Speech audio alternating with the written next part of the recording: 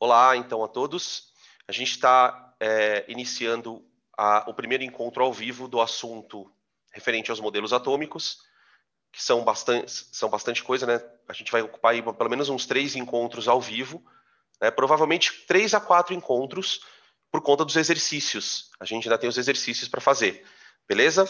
Então, o que a gente fez na pré-aula, basicamente, né? A gente discutiu um histórico das primeiras ideias a respeito do modelo atômico, a respeito da estrutura do átomo, e colocou também em discussão a ideia de modelo, né? Para quem já prestou vestibular algumas vezes, sabe que quando esse assunto cai, o assunto modelos atômicos, geralmente ele vem, como é que eu posso dizer, escondido atrás de uma experiência, né? Os modelos que a gente discute, né? O modelo de Thomson, de Rutherford, o modelo de Bohr, até mesmo o modelo quântico, todos esses modelos, para serem construídos, eles precisaram ser validados, as hipóteses precisavam ser validadas. Então, a ideia é que, a partir dali, de uma experiência, eu tenho os dados que validam aquela hipótese. Então, como é que cai o assunto? É experiência. Por exemplo, questão envolvendo luz na prova de química, geralmente a gente tem que olhar para o modelo de Bohr. Questão envolvendo carga elétrica, a gente olha, peraí, a Jade está entrando. Questão envolvendo carga elétrica, experimentos envolvendo eletricidade, provavelmente vão para o modelo de Thomson. Experiências envolvendo radioatividade, envolvendo processos nucleares, vão nos levar a questões envolvendo o modelo de Rutherford. Então, qual que é a sacada do assunto? É entender bem o experimento. Eu entendo o experimento, eu entendo o modelo, tá? Então, rapidamente, vamos dar isso aqui a gente discutiu já em aula. Deixa eu só diminuir minha tela aqui. Pronto. Aí fica mais fácil para quem estiver assistindo depois.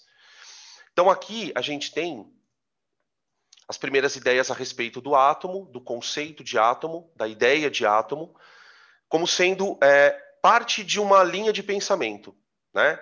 Então, a gente destaca a figura do Demócrito, falamos do Empédocles com a ideia dos elementos químicos, e falamos do Platão, que traz a matemática para a discussão, né? Quando Platão traz a matemática, né, ele atribui aos elementos formatos geométricos, poliédricos, né?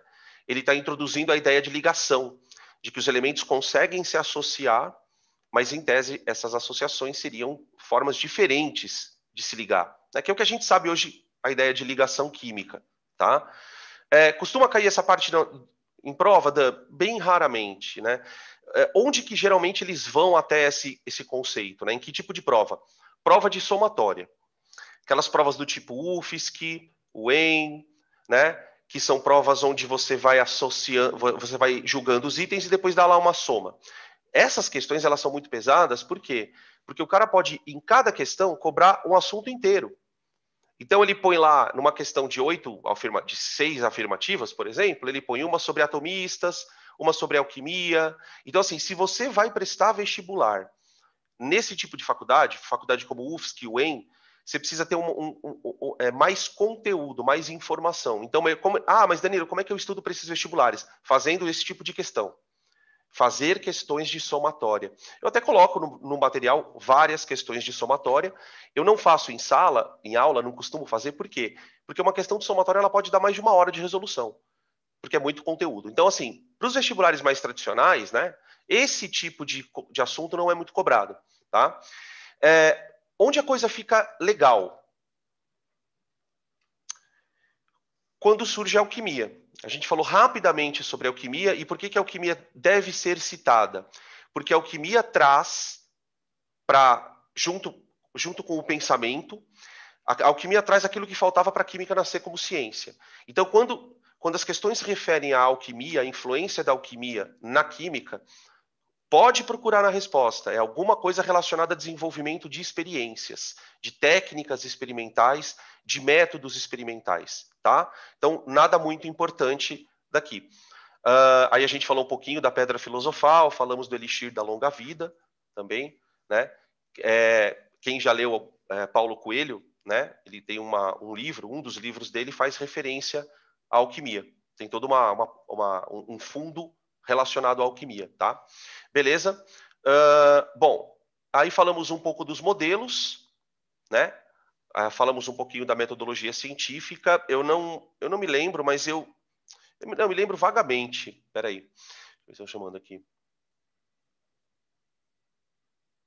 Ah, isso é uma boa, hein, véis? Isso é uma boa, isso é uma boa. A Isa fez uma observação aqui relevante, viu? Quem não tiver vergonha, tem gente que tem vergonha. Coloca as perguntas em aberto mesmo, porque muitas vezes a tua pergunta é a de alguém. Ou alguém, às vezes, nem sabia que tinha essa dúvida. O cara escuta a tua pergunta e fala, puta, mas é mesmo, cara. É verdade, eu não sabia disso. Então, essa ideia de compartilhar, né? Eu acho que vale a pena, mas é o que eu falei. Às vezes a pessoa é muito intimidada, fala, ai, puxa, eu tenho medo que as pessoas achem que a minha pergunta é meio besta, não sei o quê. Eu acabo não... Beleza, tá? Mas se puderem, façam mesmo. Eu estimulo, tá? Que o chat movimente nesse sentido, tá? Bom, daqui, gente, eu só gostaria de relembrá-los que a ciência, e é bem legal fazer esse comentário no momento que nós estamos passando, né, em que há uma parcela significativa da população que, por um motivo ou outro, acaba desconfiando ou duvidando da eficácia, da procedência, ou até mesmo da vacina como é que se diz? Como fórmula, né? Tem gente que simplesmente não acha que vacina funciona. Tem uns que acham que tem um chip na vacina, tem outros que acham que a vacina de não sei aonde não presta. Então, porque a ciência ela é construída. E uma coisa muito legal é que no começo da pandemia, muitas pessoas, né, como por exemplo o Átila Yamarino, ele fez alguns prognósticos, né, de que se a população não tomasse cuidado, não fizesse nenhum tipo de protocolo de afastamento, poderíamos chegar a 1 milhão de mortes. Né? E muita gente zombou, e até hoje zomba, né? Porque a gente só chegou em 300 mil mortes, não é mesmo? Então quer dizer, nossa, como ele é burro, como ele errou. As pessoas não entendem que a ciência ela não é fechada em verdades, ela não é uma coisa hermética. Muito pelo contrário. Né? Então vocês que estão ingressando no ensino superior e vão participar de discussões de validações de protocolo, né? Todo mundo que tem conhecimento tem missão de falar para as pessoas, explicar para as pessoas, olha, não, gente, peraí, olha, isso aqui não é uma coisa que os caras do nada, né? Ah, mas então por que as vacinas dessa vez foram tão rápidas? Porque você já tem um protocolo pré-estabelecido. Você só está mudando alguns compostos ali, o material genético, né? Mas a ideia, o mecanismo, o maquinário, ele já está estabelecido. Então, quando se entrou na pandemia, também muitas vezes falou, olha, talvez a gente não consiga chegar na vacina em 4 anos. Nem em 4 anos. Olha, chegamos. Então, veja, não é nada fechado. E por não ser fechado, muitas vezes isso acaba incomodando essas pessoas. Né? Não, mas isso então vocês estão mentindo. Né? Só para deixar bem claro que tudo que acontece é fruto de um processo. Tá? E é um processo bem árduo. Né? O que mais tenta simular isso, vamos dizer, em escala menor, são os processos que a gente faz, né, de mestrado e doutorado, né, que são espécies de construção de modelos, né, em escala menor, né, não é uma teoria da relatividade, se bem que muitas vezes grandes teorias acabam surgindo de pós-graduações, tá? Beleza, vou seguindo aqui, tá? Peraí. Bom, Dalton. Falamos de Dalton, quando se fala do modelo de Dalton, né, eu não gosto muito, quem já teve aula comigo sabe, eu não gosto muito daquelas clichês. A primeira coisa que você escreve na lousa, modelo da bola de bilhar, porque o clichê não que ele não seja bom, é que ele resume a discussão. Né? Se você fala, então o átomo parece uma bola de bilhar, você deixa de discutir pontos importantes da teoria do cara. E aí você fala assim, mas e daí? E daí que isso cai. Essa é a questão. Né? Então, se para você o modelo de Dalton é a bola de bilhar, vamos tentar olhar um pouco melhor. Qual é a grande contribuição para Dalton? De Dalton para a química, melhor dizendo. Ele nada fala da estrutura atômica. Ele não fala da dinâmica de funcionamento do átomo. Se é partícula, se não é, o que tem, se está parado, se está em movimento, como que é. Só que a contribuição dele foi significativa para a ideia que a gente tem, né, de fórmula. Né? Quando você escreve lá H2O, essa representação ela parte de uma premissa do modelo de Dalton, que é quando os elementos se combinam, eles fazem essa combinação segundo uma proporção definida. Essa proporção definida ela pode ser estabelecida em massa ou em átomos. Quando você escreve H2O, você está falando de uma proporção de átomos, 2:1, não é mesmo? Tá? Então vamos lembrar os tópicos. Toda matéria é composta por minúsculas partidas chamadas átomos, ok?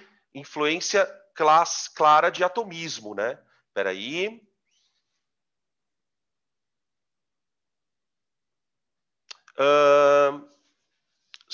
Então, tá, isso. Tá, obrigado. A questão do carbono, já vamos falar sobre isso aqui. Já vamos falar, peraí. Obrigado.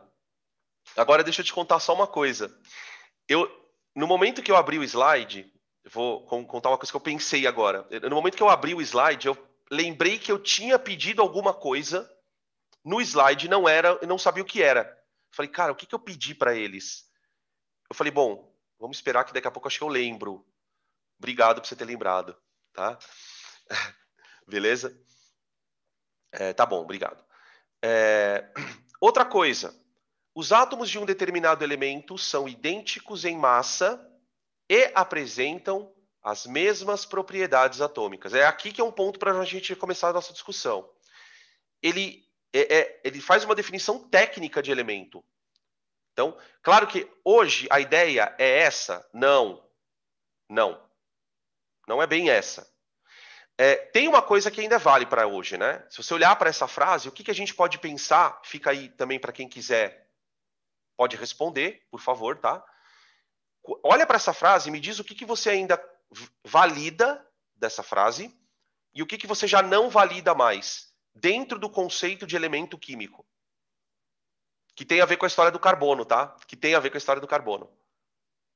O que nessa frase é verdade e o que é mentira, pensando no que a gente conhece hoje, né, como elemento. Eu posso falar que eles ainda apresentam as mesmas propriedades atômicas? Perfeito. Mas que não necessariamente apresentam as mesmas massas? Perfeito. É isso aí. O conceito de elemento, ele está muito, para nós químicos, né? Ele está muito associado a propriedade química. Então, assim, um elemento como o carbono, ele tem lá um conjunto de propriedades. Ele forma compostos em cadeia. Esses carbonos fazem ligações simples, duplas ou triplas. Tananã. Então, isso é o sódio é um elemento que é bastante reativo com água. A gente pode agrupar os elementos em semelhanças, que aí a gente entra já no conceito de família ou grupo, não é mesmo? Né? Os elementos da família dos metais alcalinos são alcalinos porque são formadores de bases, certo? Então, a propriedade química é essa mesma. A propriedade atômica, o jeito que o elemento vai se ligar é o mesmo. Agora, a questão da massa, não. Né? O que o carbono tem a ver com isso? Vocês devem lembrar que na natureza eu tenho carbonos diferentes na massa. Não é mesmo? O carbono 12, o carbono 13, o carbono 14, que tem até uma atividade radioativa. Tá? Então veja que hoje eu já olho para essa frase e já critico para você sentir como o modelo atômico evoluiu. Né? Beleza? Tudo bem que a gente está falando do século XVII. Né? Outras coisas importantes. Átomos de... olha que interessante aqui. Átomos de diferentes elementos apresentam massa e propriedades diferentes. Né? O problema da massa, né, a gente percebe nele a tentativa de vincular a definição de elemento à massa. O que é nada mais razoável você imaginar que, pensa, se na natureza existiriam átomos com massas diferentes, provavelmente era isso que diferenciava os elementos. Né? O que nós sabemos é que, pelo átomo ser composto por partículas subatômicas, você pode ter certas coincidências de massa. Percebe que, como você não sabe uma coisa, você conclui coisas erradas? E aí vale a pena pensar no modelo da bola de bilhar. Porque, para mim, né, se o átomo é uma bola de bilhar, ou seja, uma bola, ele é maciço, você tem bolas de tamanhos diferentes. Agora, se o átomo é formado por partículas menores, aí você tem uma outra dinâmica na organização da massa. Aquela massa que você está vendo talvez não seja só por uma partícula, tá? Continuando. Os átomos são permanentes e indivisíveis, não podendo ser criados nem destruídos, ok? Conservação da matéria, né? As reações químicas correspondem a uma reorganização dos átomos. Isso aqui é bem legal para o conceito de balanceamento, até para o conceito de equação química, né? Quando você monta uma equação, o balanceamento garante que você está só promovendo uma reorganização atômica, tá? Beleza, acho que é isso. Tem mais um? Tem. Aqui vem a lei das proporções fixas, né? Que é a base do cálculo estequiométrico. A ideia de que existe uma regra para combinações. Essa regra, como eu disse lá no começo, ela pode ser vista em termos de massa. Então eu posso dizer assim, ó, foi até o exemplo que eu dei na aula, né? Eu vou até trocar o exemplo, vai. Vou trocar o exemplo. A cada 58 gramas de cloreto de sódio, a cada 58 gramas de cloreto de sódio, eu tenho 23 gramas de sódio e 35 de cloro. Veja que isso é uma proporção. É uma proporção onde qual foi a regra que eu estabeleci? Uma combinação em massa. Eu posso fazer isso. O Dalton falava que isso acontecia. Mas eu também posso ir para a escala micro. Quando eu escrevo uma fórmula NaCl, eu estou dizendo que o sódio e o cloro, eles se combinam na proporção 1 para 1. 1 para 1 não 1 grama, 1 grama. Um átomo, um átomo. Só que cada átomo tem peso diferente. Então, quando você combina 1 para 1, em termos de átomo, você passa a ter também uma proporção em massa. Tudo bem? Ficou claro? Vou trocar o slide. Qualquer coisa, vocês me chamem se vocês tiverem alguma dúvida em relação a Dalton. Aqui nada muito específico, né? Aqui você tem a tabelinha dele, que eu mostrei para vocês também na aula, tá? Com a tabela de simbologias para os elementos para o Dalton. Tá? Bem curiosa a tabela. E aí a gente entra... Tá. Oi. Voltando rapidão, volta lá naquele... Isso, das bolinhas. Por exemplo, esse do hidrogênio é o elemento hidrogênio, né? Ele não está considerando como se fosse o gás hidrogênio. Exatamente. Certo? Então, é que aí é que está o problema, né? O que a gente vai chamar de hidrogênio para ele? Porque o conceito de elemento para ele é aquilo que não pode ser decomposto. Então, por exemplo, quando a água é uma substância que pode ser decomposta, tá? Uma vez que eu decomponho a água, eu tenho hidrogênio e oxigênio. Esse hidrogênio já não pode ser decomposto. Isso para ele já era uma substância. O que ele não sabia, e eu entendo a tua pergunta, acho que o viés da tua pergunta é esse. Isso que ele estava representando era o H ou o H2? Né? Tipo, o que ele estava representando? Ele estava representando aquilo que ele não conseguia decompor no laboratório, que era a substância hidrogênio. Ele não sabia ainda que a substância hidrogênio era formada por 2 átomos. Porque o conceito de ligação aqui ele era inexistente. Então, aquilo que ele não decompunha era o que ele tinha em mãos. Então, se a gente pudesse, vamos dizer assim, corrigi-lo, isso que ele fez está errado. Concorda? Porque a gente sabe que o hidrogênio que ele tinha no laboratório era o H2. Tá? Então, para ele, isso era H2. A água, por exemplo, veja que interessante, né? Como ele não tinha muita noção da combinação atômica da coisa. Opa! Olha como ele olha para a água. Ele olha para a água pensando no hidrogênio e no oxigênio. O que a gente deve entender com essa simbologia, Gi? Que isso aqui ele conseguia separar em 2 coisas. Então, lá no laboratório, ele percebeu que era possível separar isto em 2 coisas. Mas ele não tinha noção, por exemplo, que nesta coisa que eu chamo água, eu tenho 2 bolinhas disso para uma de oxigênio. Tudo bem? Ficou claro? Entendi. Beleza? Beleza. Uma outra coisa que eu queria comentar, eu fiz esse comentário na pré-aula, mas eu não sei se ficou claro, então eu vou fazer de novo. Aqui você tem 2 substâncias para ele, né? Uma que ele chama de óxido carbônico e a outra que ele chama de ácido carbônico, tá? Essas 2 notações provavelmente devem se referir a que substâncias? o óxido carbônico provavelmente é o CO. E o ácido carbônico provavelmente é o CO2. Tá? Por que eu estou fazendo esse comentário? Porque para nós, na nossa química de hoje, né, do século XXI, que passou por todas as transformações que a gente já tem, ácido carbônico para nós é isso aqui, ó, H2CO3. Tá? Não tem nada a ver com esse ácido carbônico que ele mostrava aqui. Ah, Danilo, mas espera aí. Por que ele chamava de ácido carbônico? Tá aí uma boa fonte de questão para vestibular. O cara te conta toda essa história que eu te apresentei. Olha, ele fazia assim, assado, assado. E aqui você tem a representação do que ele chamava de ácido carbônico. Por que ele chamou o ácido carbônico uma substância que tecnicamente não é ácida? Muito provavelmente porque para descobrir o CO2 ele deve ter feito algum teste. E nós sabemos que o CO2 ele tem um caráter ácido. Ele é um gás que acidifica a água. Então, provavelmente, ele borbulhando esse gás na água, deve ter percebido à época que a água ficou ácida. Falou, bom, tem carbono, tem propriedades ácidas, eu vou chamar ele de ácido carbônico. Ok? Tudo bem? Outra questão importante, né?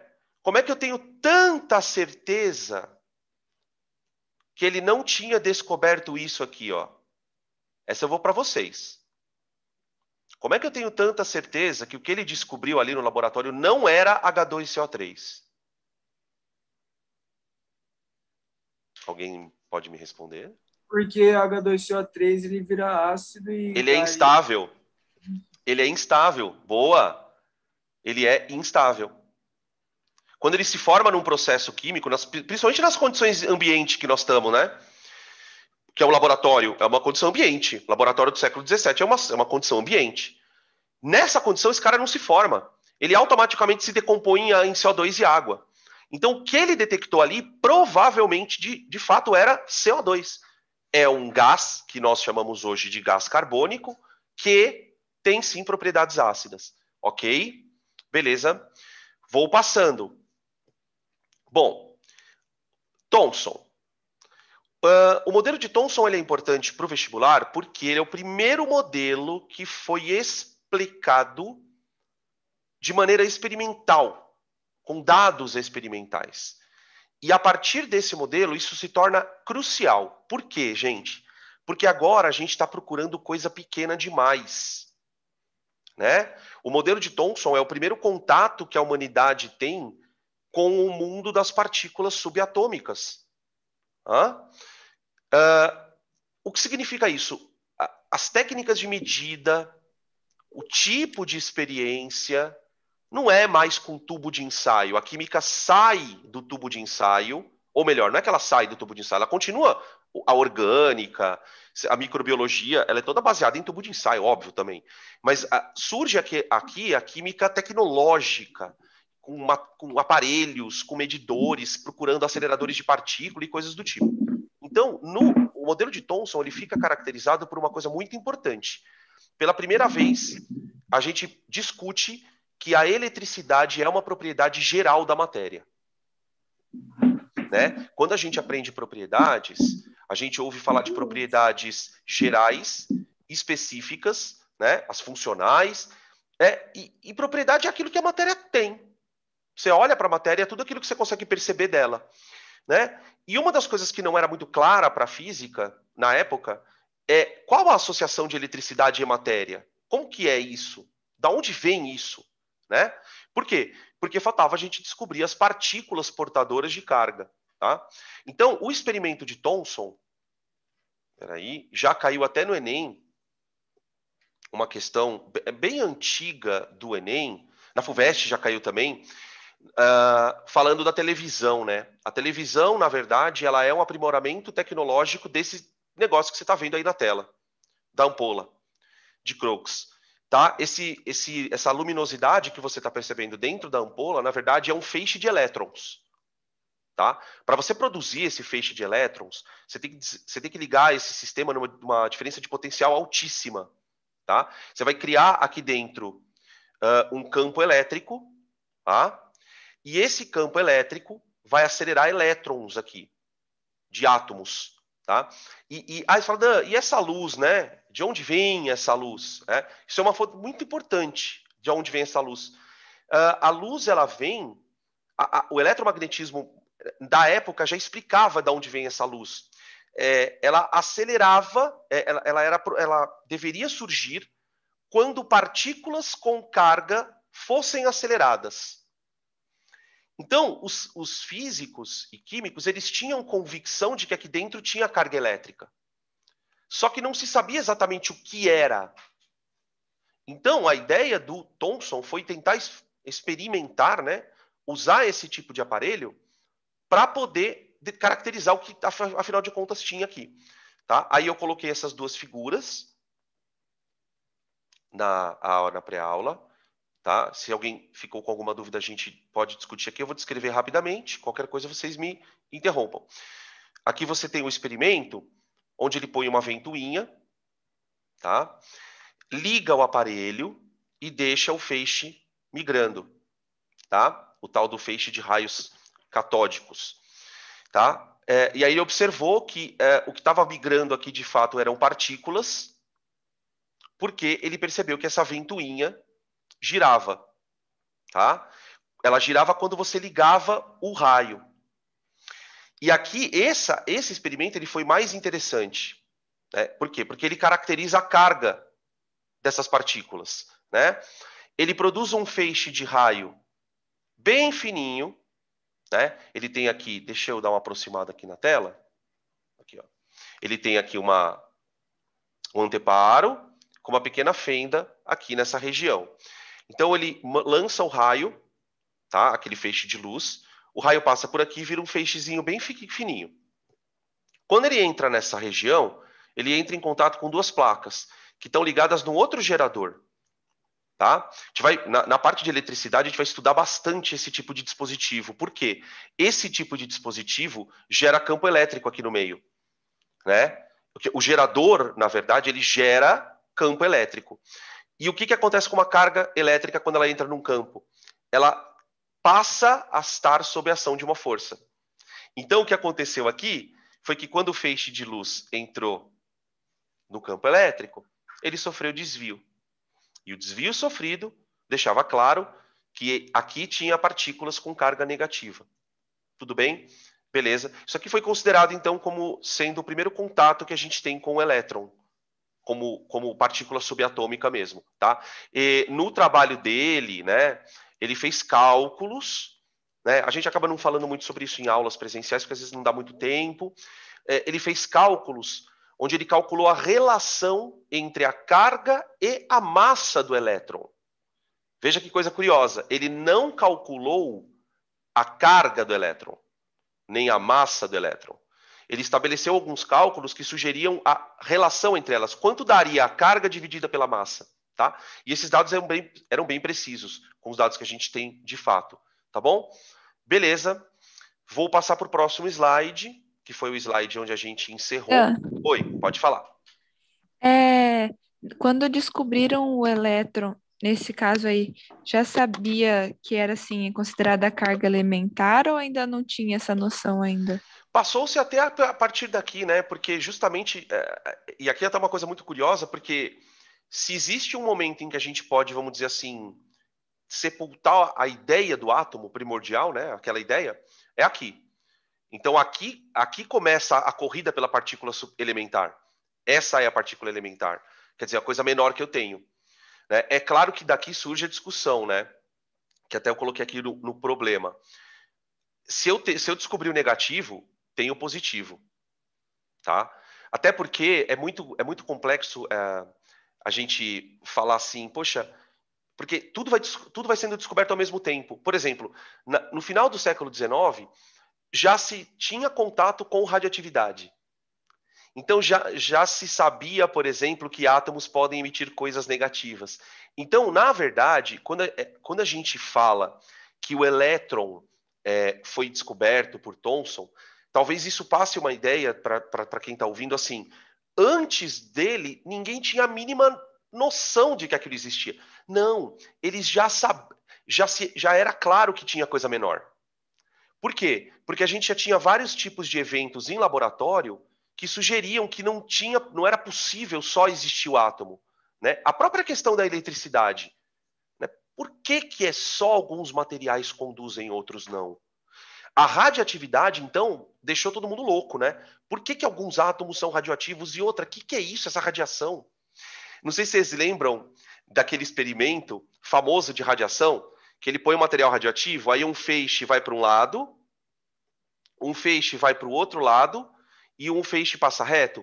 Quer dizer, já era muito claro para eles, sabe aquela coisa assim?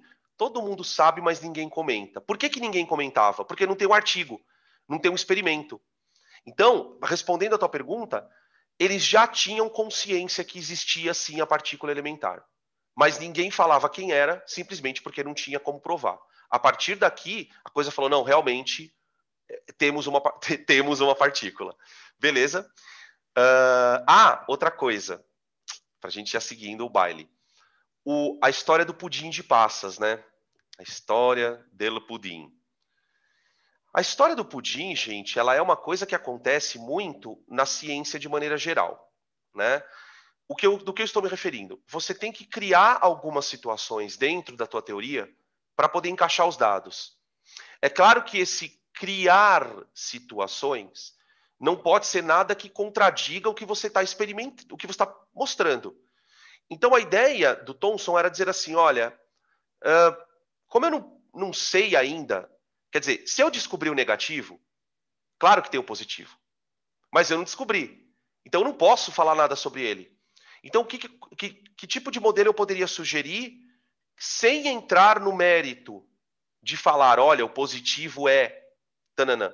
Olha, é uma massa positiva contínua. De uma certa maneira, ele ainda não rompe com a ideia de continuidade, né, da matéria. Tipo, ela não tem a ideia de que a matéria não tem espaço vazio.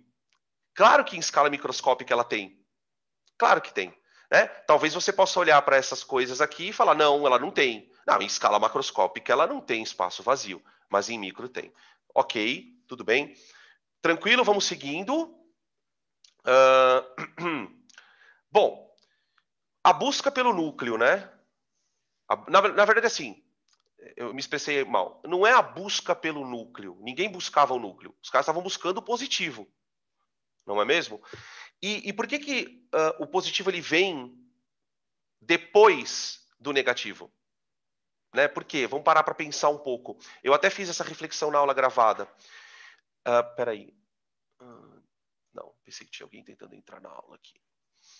Por que o positivo foi descoberto após o negativo em termos da cronologia, né?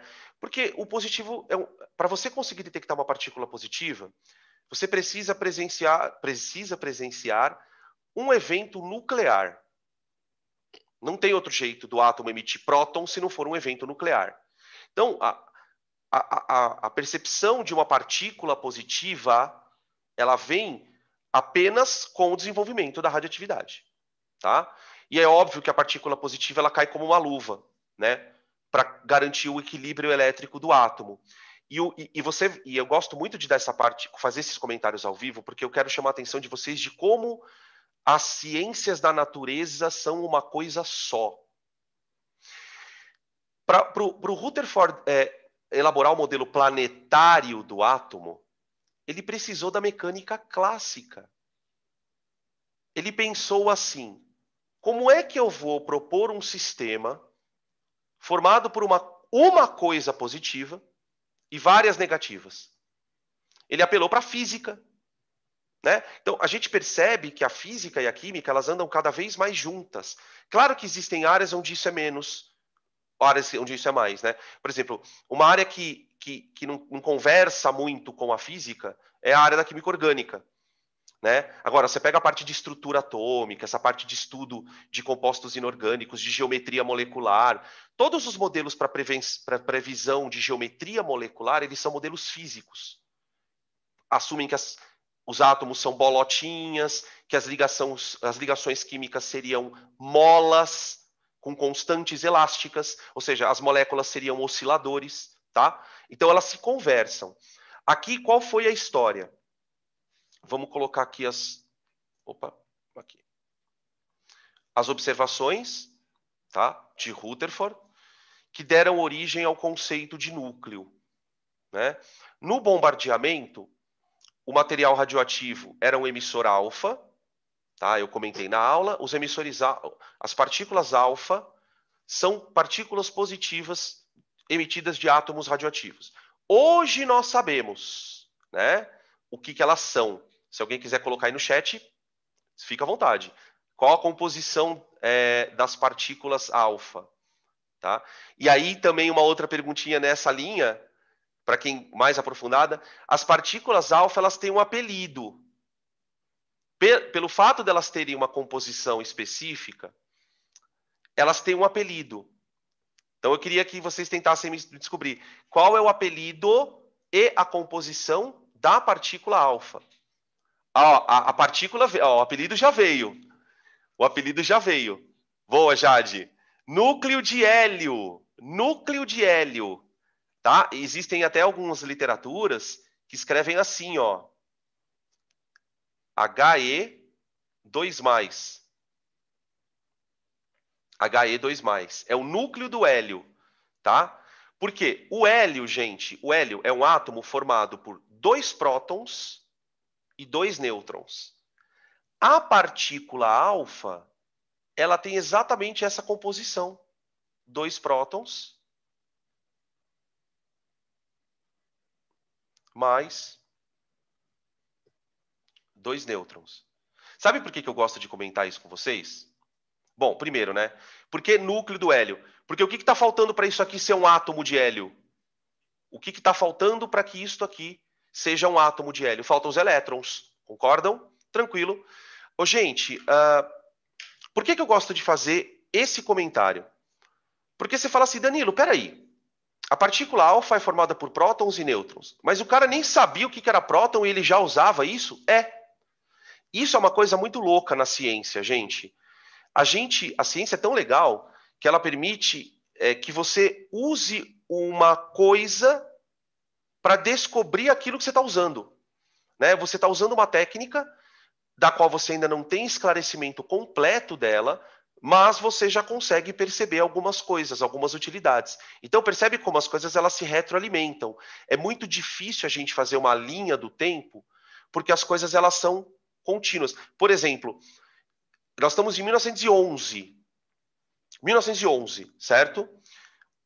Qual era o assunto da física em 1911? Vocês sabem? O que se falava na física? Na teoria da relatividade e na mecânica quântica. Então, olha que louco. Eu estou descobrindo o núcleo aqui. Eu estou tentando fazer uma linha do tempo. Eu estou descobrindo o núcleo no mesmo momento em que estão falando de energia quantizada, que vai entrar no próximo modelo. O modelo de Bohr, ele é concebido 3 anos depois. E ele já traz o conceito de mecânica quântica.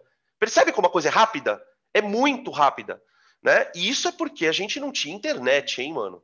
Você não tinha internet. Né? Você imagina...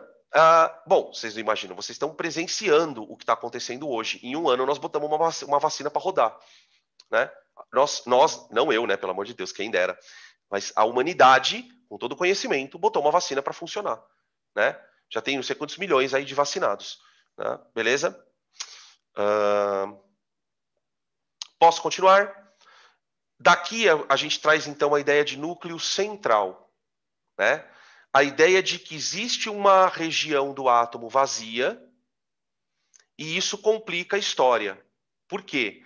Porque se existe uma região do átomo vazia, eu preciso botar esses elétrons para se mexer. Por um motivo muito simples. Se eu pego uma carga positiva e uma negativa e coloco as duas paradas, uma próxima à outra, a força de atração vai causar uma aceleração que vai atrair uma com a outra. Ok?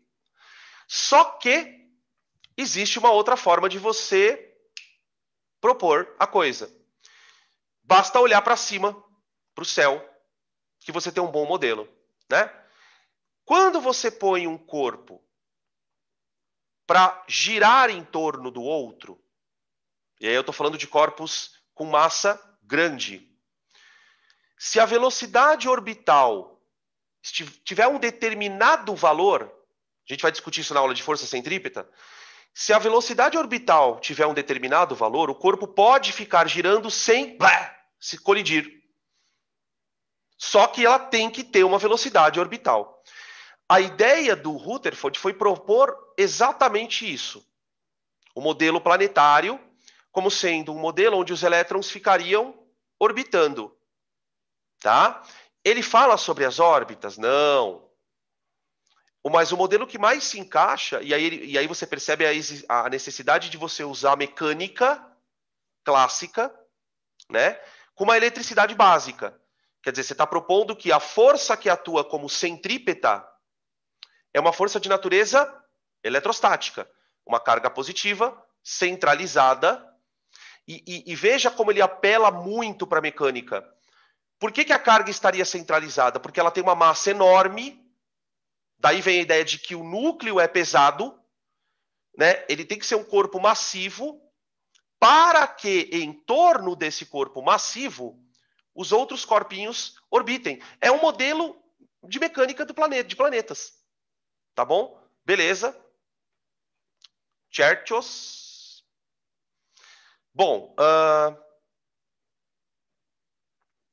aqui eu coloquei, já entrando no nosso encontro ao vivo, o que a gente vai fazer aqui é destrinchar um pouquinho mais o modelo de partículas, então, sem entrar ainda na parte da mecânica quântica. Perguntas, viu, gente? Qualquer coisa... Eu posso te fazer uma pergunta? Pode. Pode perguntar um negócio ainda sobre Thomson antes que você prossiga? Pode. Quem está falando? Deixa eu só me situar. É a Jade. Ah, Jade, pode falar. Desculpa, perdão. Tranquilo. Então, toda vez que eu ouvia falar sobre esses tubos de raios catódicos, sempre acabam comentando que o aparelho trabalhava com gás em baixa pressão. Isso. E aí eu queria saber, tipo, qual é a importância dessa baixa pressão? Por que o gás tem que estar sobre essa baixa pressão? O que acontece? O processo que está... Porque assim, o que está acontecendo aí dentro, na verdade?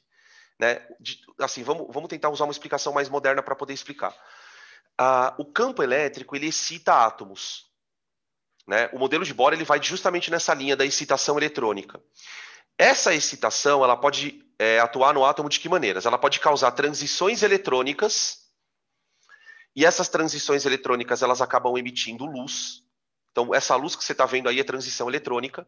Tanto é verdade que, quando você faz com gases diferentes, você vai ter cores diferentes.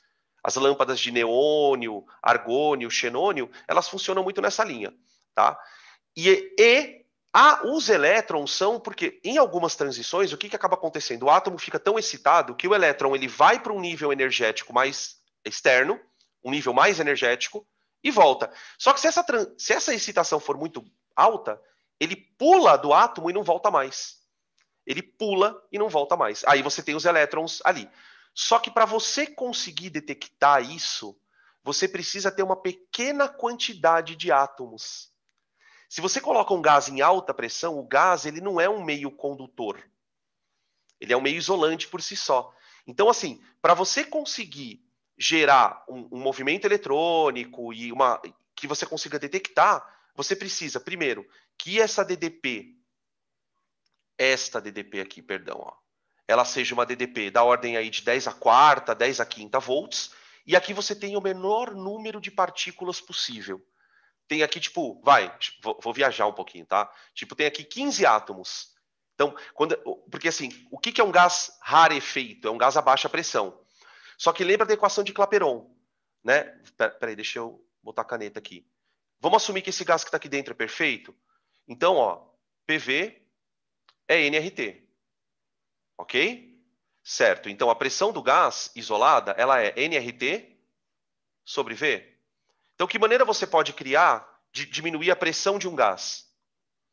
Olha, se eu estou num experimento onde o volume é constante, porque é uma ampola, e a temperatura é ambiente, como é que eu consigo diminuir a pressão ao extremo? Diminuindo ao número de moléculas. Então, isso é um gás rarefeito, é quando tem menos moléculas. E aí, respondendo então direto à tua pergunta, para que eu consiga detectar o movimento dos elétrons ali dentro. Tá bom? Isso, na verdade, assim, fazendo uma comparaçãozinha meio tosca, né? É quase que um raio que tem aqui, que está acontecendo aqui. Né? Você tem aqui uma DDP enorme que rompe a constante dielétrica. Tanto é que as televisões antigas, né, elas eram perigosas. Mexer com esse tipo de tubo lá atrás, né, era super perigoso, justamente porque a tensão é enorme aqui, tá? Bom, beleza, então, vamos continuar. Aqui eu coloquei um trechinho de um comentário dele se referindo à questão do bombardeamento das partículas alfa. Espera só um pouquinho, gente. Espera aí, só um minuto.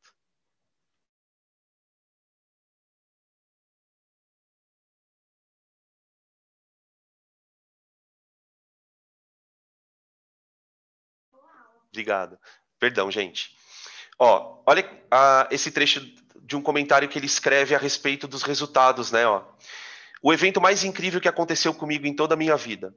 Foi quase tão incrível quanto se você atirasse um projétil de 15 polegadas num lenço de papel e ele ricocheteasse de volta e o atingisse. O que ele está querendo... De que parte do experimento ele está falando especificamente? Daquela quantidade de radiação que batia e voltava na parede, da barra. Né? Se vocês lembrarem, ó, aqui no detector, peraí, ó, essas detecções aqui no aparelho sugeriam que algumas partículas alfa estariam batendo aqui e voltando. Então, portanto, estavam colidindo com uma estrutura. Por que ele ficou espantado com isso? Porque eles já sabiam que a partícula alfa ela era arremessada com altíssimas velocidades. Né? Como é que pode um corpo com alta velocidade bater e voltar desse jeito? Né? Numa colisão, como a gente estuda na física, né? Numa colisão aqui quase que perfeitamente elástica. Né? Quer dizer, qual a explicação para isso? Esse objeto aqui deve ser tão massivo que ele ficou parado ali. Ele ficou parado. Tá? Uma outra coisa que... É só um comentário, não é muito, a gente não vai entrar muito nessa discussão, porque o vestibular não pede. Para poder estimar a massa do núcleo, ele usou cálculos de quantidade de movimento. Quantidade de movimento. Ele usou modelos mecânicos de colisões. Sabe colisão de quando um corpo bate no outro? Percebe como, de novo, as coisas se conversando? Tá? Então, essa frase que, por exemplo, eu já faria uma questão de vestibular com essa frase aqui. Claro que eu não falaria quem disse e proporia uma questão. Olha, observando o comentário, podemos relacionar essa fala com qual dos modelos atômicos abaixo. Tá? Então, um tipo de questão mais assim... Geralmente, quando cai questão de modelo atômico, é mais assim, né? Para você relacionar o experimento ao modelo. E aí, qual a grande contribuição Então, agora, né? Eu tenho uma estrutura que tem uma região positiva, uma região negativa e os elétrons ali dentro orbitando. Beleza. Podem printar, se vocês quiserem. Aqui. O modelo concebe o átomo como sendo constituído de um núcleo minúsculo, com carga positiva, contendo quase toda a massa e orbitado por elétrons. Tá? Alguns comentários sobre a órbita de elétrons, né, ele falava que era uma órbita meio aleatória, que os elétrons estariam ali aleatoriamente distribuídos. É claro, né, gente, que esse tipo de comentário, para um cientista, não vale de nada, porque qualquer cientista da área que, vamos dizer assim, se propusesse a estudar isso, com certeza ia querer falar da órbita. Né? Então, como assim? Deve ter uma órbita descrita, porque se o planeta tem uma órbita descrita, o elétron também terá. Né? Veja que coisa interessante, e eu gosto de fazer esse comentário também, porque a gente vai precisar dessa reflexão na parte de modelo quântico. A física que a gente estuda na escola, a física do Newton, essa física que a gente costuma chamar de clássica, ela é uma física que a gente diz ser determinista. E o que isso quer dizer? Um bom modelo na física clássica, ele consegue predizer a trajetória de uma partícula, a posição de uma partícula, a velocidade de uma partícula, exatamente o que a cinemática é. Ela é determinista. Eu sei onde o corpo vai estar, porque eu tenho a função horária dele, certo? Muito bem. O elétron, então, deve ter uma função horária. Só que tem um problema, que eu quero que a gente mantenha isso na nossa mente. Para eu, vamos dizer assim, determinar a função horária do elétron, eu terei que me aproximar dele para medir as coisas. E é aí que começa o problema da física e da química. Quando você se aproxima muito de uma partícula subatômica para medi-la, para interagir com ela, você começa a notar comportamentos bizarros. A partícula começa a se comportar de maneira estranha. E é aí que a mecânica quântica vai entrar na discussão. Tá? Por enquanto, não. Onde que a coisa vai complicar? Quando a gente quiser determinar a órbita do nosso querido elétron. É aí que a coisa vai complicar. Tá? Que é onde vai dar origem ao modelo de Bohr. Beleza. Seguindo. A descoberta do próton, propriamente dita, ela veio alguns anos depois, e ela teve bastante contribuição desse cara aqui, ó, do Moseley, tá? Aliás, o Henry Moseley, ele é famoso quando geralmente a gente cita ele quando a gente vai ter aula de tabela periódica, tá? O Henry Moseley. Por quê? Porque é dele a ideia de relacionar aquela propriedade química que o Dalton falava, né? Ela era uma propriedade dada para cada elemento. Ele sugere que essa propriedade seja atrelada ao número de prótons. Então, a descoberta do próton ela foi fundamental porque ela traz o conceito de número atômico. Tá? Então, a ideia veio do núcleo, a partir de Rutherford, e ela se completa com o próton. Tá? Até esse momento, a tabela periódica organizava os elementos em termos de massa. Em termos de massa. E por que isso é curioso, né? Só de comentar, assim, porque não é uma coisa que vai cair no vestibular, mas o que acontece? Quando você pega uma tabela periódica dos elementos organizados em massa e pega uma tabela periódica dos elementos organizados em prótons, que é a nossa tabela de hoje, você vê mudanças. Mas não tantas, tá? Tem alguns elementos que ficam nas posições quase que originais, né? O que isso quer dizer, na verdade? Que, de fato, a massa ela não é um critério, mas ela já dá um bom indicativo das propriedades dos elementos. Então, a ideia de número atômico, pode-se dizer, ela surge aqui, com a descoberta do próton e a sugestão desse cara chamado Henry Moseley. Tá? O número atômico, antigamente, né, ele era chamado de número elementar. É o número de cada elemento. Então, qual é o número do elemento hidrogênio? É 1. Qual é o número do elemento oxigênio? É 8. E assim por diante. Espera aí, estou entrando aqui. Aninha, pronto. Aninha. Tá aqui. Beleza.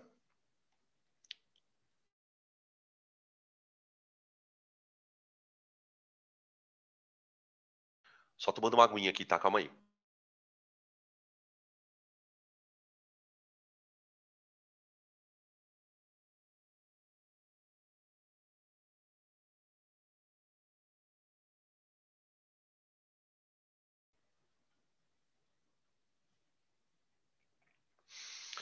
A conclusão do átomo clássico, né, que a gente tem, ela vem com o Chadwick. O Chadwick ele trabalhava com física de partículas e ele descobriu, na verdade, o nêutron a partir de um evento nuclear. Tá? Quando a gente for falar quando a gente for estudar a radioatividade, eu vou falar um pouquinho das partículas radioativas. E aí a gente vai descrever o próton, o nêutron e o elétron de uma perspectiva um pouco diferente, tá? Da perspectiva dos modelos mais atuais, né? A física de... não sei se vocês... Eu até citei isso na aula gravada, né? O modelo mais avançado de física que a gente tem hoje, né, que é o modelo padrão, ele assume a existência de partículas menores. E essas partículas, elas são classificadas em categorias. O nêutron, ele é uma partícula do tipo bárion. Ele é um tipo bárion. As partículas bárion, segundo esse modelo meio padrão, esse modelo mais moderno de partículas, seriam partículas que interagem por massa. Tá? Eu não vou entrar muito nessa discussão porque a gente acaba desviando um pouco da aula, mas existem 4 tipos de maneiras de você interagir na natureza, né? Uma delas é por massa, que é a força gravitacional.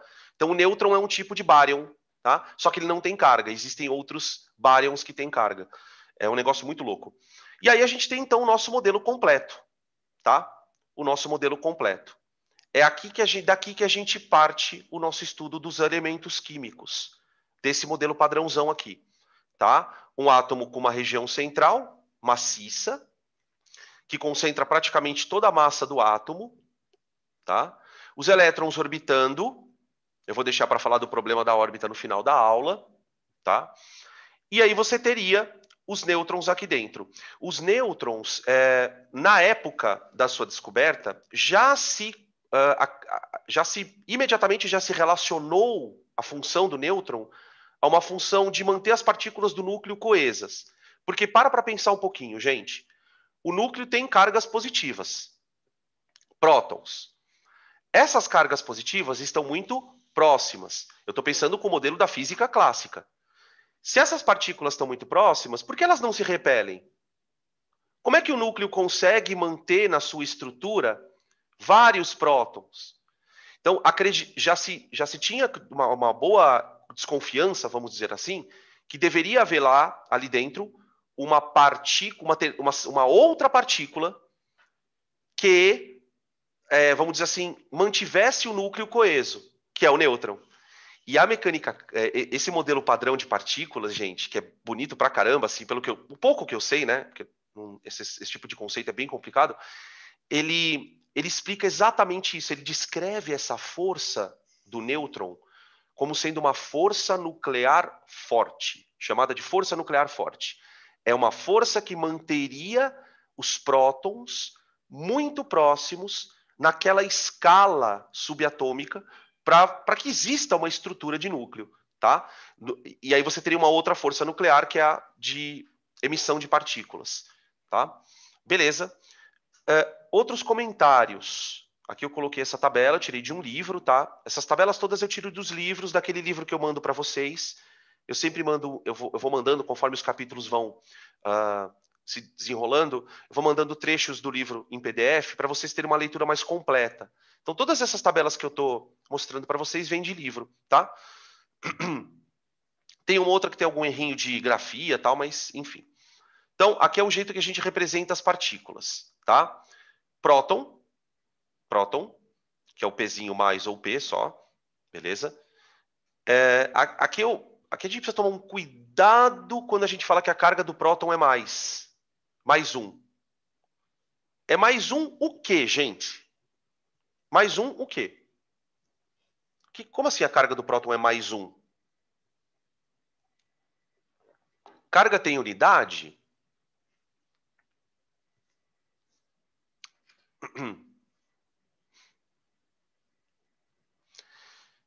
E aí, carga tem unidade?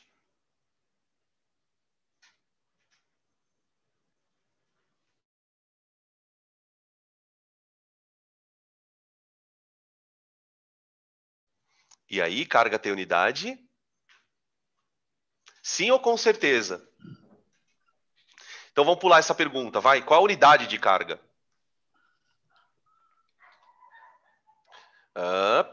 Coulomb. Aê! Agora que estranho, né? Que estranho. Que estranho. Sei lá como isso é, mas acho que é esse. É Coulomb. Coulomb, isso. Acho que é isso mesmo. Agora que estranho, porque aqui não tem unidade, né?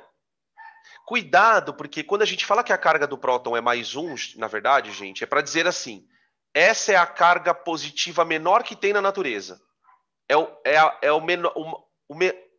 cuidado com a frase que eu vou falar agora para você não me interpretar errado. Assim, é o menor mais que tem na natureza.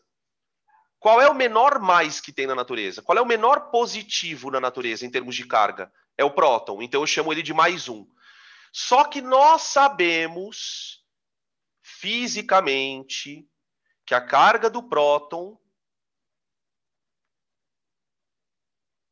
é mais 1,6 ou 1,6 10 a menos 19 coulombs.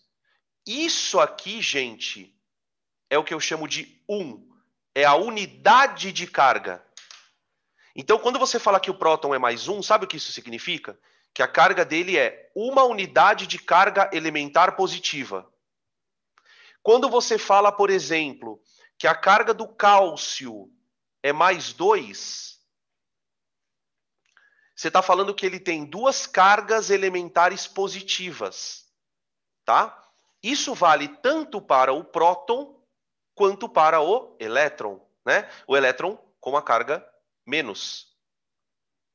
O menos 1,6, 10 a menos 19 coulombs. Isso é a unidade de carga.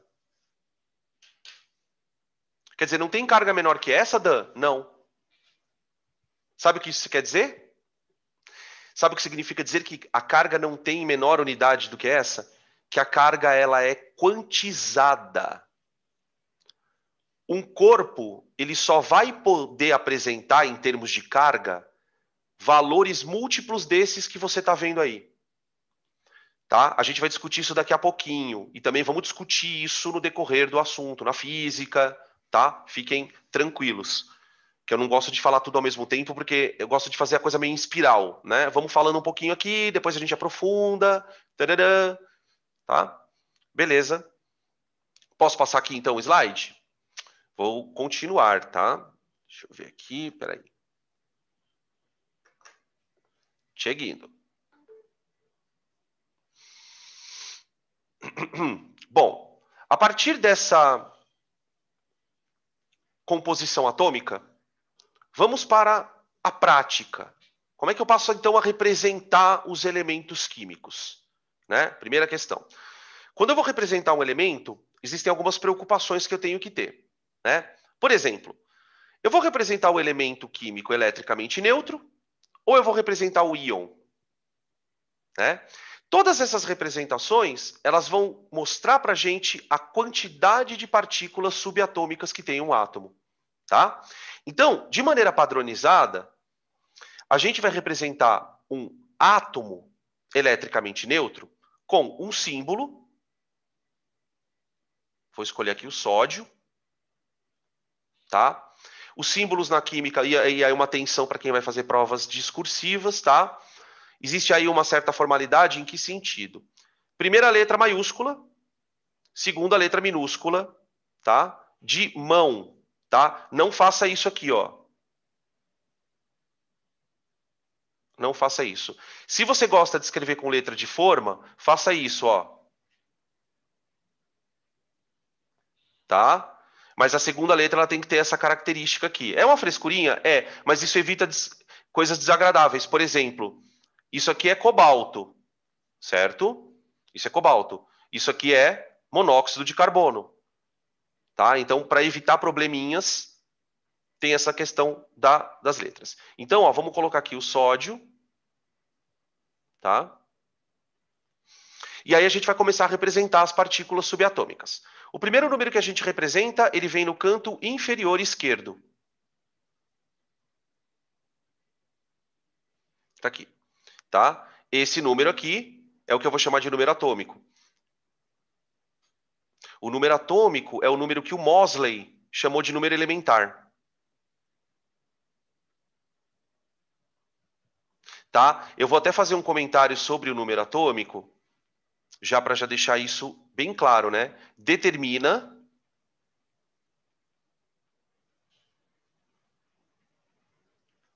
as propriedades de um átomo.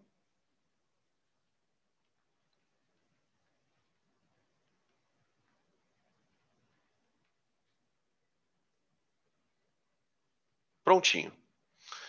determina as propriedades de um átomo, né? A gente passa, então, vamos a definir um átomo, um elemento, pelo número de prótons no núcleo. Tá? E aí uma questão que a gente já pode refletir. Vamos pensar, por exemplo, na questão das ligações químicas, né, que um elemento faz por característica. Vocês devem lembrar que as ligações químicas de um elemento são determinadas pela camada de valência, não é? Certo? Agora deixa eu fazer uma pergunta. Se o que determina a propriedade de um átomo são ligações que têm a ver com elétrons, por que a gente fala que o número atômico é que determina a propriedade do átomo?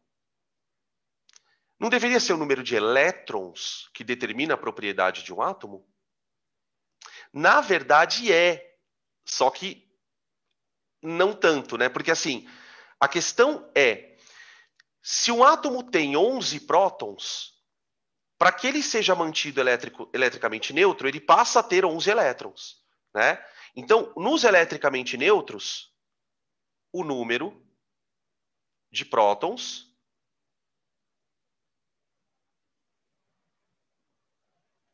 é igual ao número de elétrons. Né? Quer ver uma coisa muito interessante? Por que o modelo de Rutherford foi muito aceito? Né? Eu falo isso na aula gravada, né? Como é que a aceitação de um modelo ocorre, né? Se você começa a usar o modelo para explicar coisas. Né? Por exemplo, na época em que o modelo foi estabelecido, os químicos já conheciam íons. Já existia uma teoria chamada teoria da dissociação iônica de Arrhenius. Todo mundo já ouviu falar dessa teoria aqui, né? Que é a teoria que dá origem à definição de ácido e base. Só que ninguém sabia o que deixava um átomo íon. Como assim? Como que um átomo de um nada ele virou um íon? Ele perdeu essa carga como? Como que isso aconteceu? Como é que ele adquiriu essa carga? O modelo de Rutherford ele vai dizer assim, olha, para um átomo ter carga, basta ele perder ou ganhar elétrons. Os elétrons seriam as partículas mais externas, né? Vamos fazer uma comparação aqui com a casca do átomo.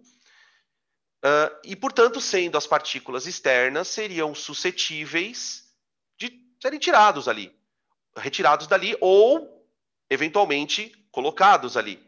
Ah, então é um modelo bom. Esse modelo planetário é bom, porque ele consegue explicar coisas que a gente já não sabia, que a gente ainda não sabia, tá? Beleza. Então, esse é o conceito da história do átomo eletricamente neutro. Daqui a pouco a gente volta na discussão dos íons. Antes de falar dos íons, vamos falar da massa, né? A tão falada massa do modelo de Dalton. Segundo Dalton, os átomos teriam massas diferentes, né? A massa de um átomo, ela deve equivaler a tudo que ele tem lá dentro. Próton, nêutron e elétron. Conforme as tecnologias foram avançando, as medidas de massas atômicas foram sendo cada vez mais precisas. E o que se verificou logo de cara foi o seguinte: a massa de um átomo, no nível de precisão que a gente usa, né? Tipo, com tantas casas depois da vírgula, ela é determinada apenas pelo núcleo. Se você pegar, por exemplo, um átomo que tem 100 elétrons e um átomo que tem 2 elétrons, a variação de massa deles é só por causa do núcleo. Os elétrons praticamente insignificantes. Então passa-se a definir aqui aquele conceito de massa que nós temos hoje, né? Melhor, de massa não, né? Do número de massa. O número de massa, ele não é a massa do átomo propriamente. Ele é o número de partículas relevantes no que diz respeito à massa. Então, tipo assim, olha, quais são as partículas que contam para a massa do átomo? É próton e nêutron. Então vamos colocá-las para identificar o nosso sódio. Então o sódio, ele é o sódio 23. Tá? Então esse aqui é o número de massa.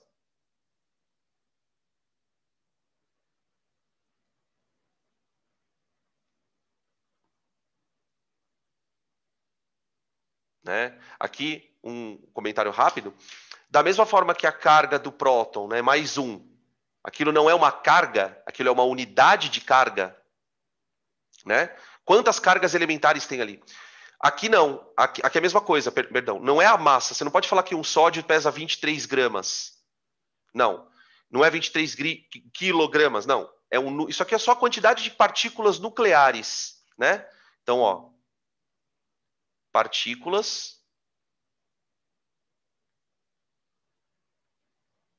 nucleares.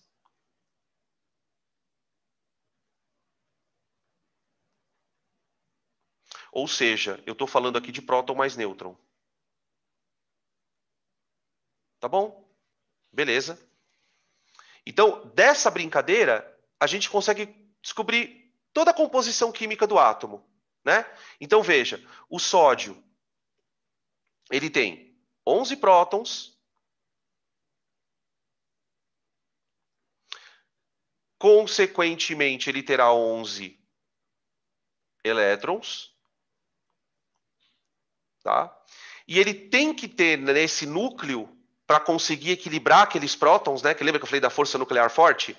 Para conseguir equilibrar os prótons, ele vai ter que ter 12 nêutrons. Né? A soma de 11 prótons com 12 nêutrons me dá o número de massa do sódio. Tá? Átomos de sódio, eu só vou falar essa frase porque depois eu vou voltar a essa discussão. Átomos de sódio podem ser encontrados na natureza com outro número de massa. Tá? Que é o isótopo. Então, por que, por exemplo, a gente, quando vai falar de certos elementos, a gente fala o número do lado, né? Por exemplo, o carbono 14. Né? Eu tava assistindo uma parte da aula do Tiago, e ele estava falando do fóssil, né? O quanto o fóssil foi importante para o desenvolvimento do modelo evolucionista. Né? A datação de carbono 14, olha o que eu estou falando, a datação de carbono 14 é feita porque só o 14 tem a radiação que eu consigo detectar ali no fóssil. O carbono 14, ele tem massa 14, número de massa 14. E existem os outros carbonos, ok? Bom, íons. Espécies portadores de carga elétrica por perda ou ganho de elétrons. Quer dizer, eu já defini aqui que a única forma de um átomo ter carga é o processo de troca de elétrons, não é mesmo? Aqui a gente pode fazer até uma pontezinha com a eletrostática, né? Os processos de eletrização. Né? Um dos processos de eletrização que a gente discute na eletrostática é a eletrização por atrito, né? Aquele que você esfrega os corpos e os elétrons pulam de um corpo para o outro. Né? Tudo bem? Percebe como o modelo era bom? O modelo começa a explicar um monte de coisas. Então, peraí, quando você atrita, os elétrons podem pular de um corpo para o outro.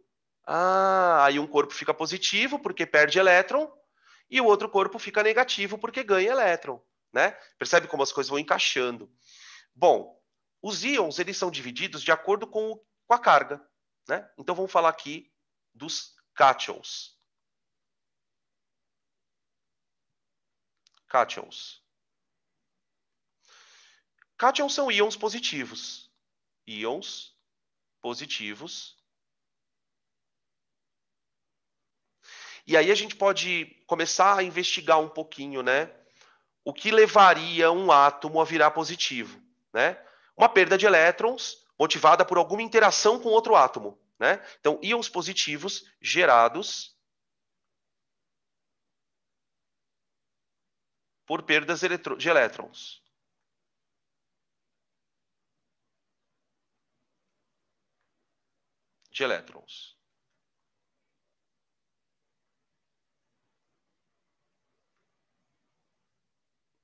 Tá? Toda vez que eu vou representar um íon, eu devo associar a esse íon a carga dele, a carga iônica. E a carga iônica, ela é representada em função daquelas cargas elementares. Né? Então, por exemplo, vamos pegar aqui um átomo para a gente começar a brincar. Eu vou representar o alumínio aqui, ó.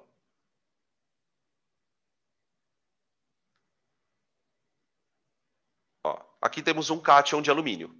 tá? A gente usa o termo cation para os caras que são com a carga positiva. O número da carga, você vai dizer, por exemplo, trivalente, bivalente, monovalente, tetravalente, tá? Embora esse termo também se dê para as ligações covalentes, né? A gente usa também. Tá. O primeiro passo ao estudar um íon é você olhar para ele e determinar a composição química desse cara. Então, a gente começa pelo número atômico, né? Então, ele tem 13 prótons. Tá? Pelo modelo do Rutherford, a ideia de mudança de carga, ela não tem nada a ver com o núcleo, né? O núcleo ele está meio que blindado.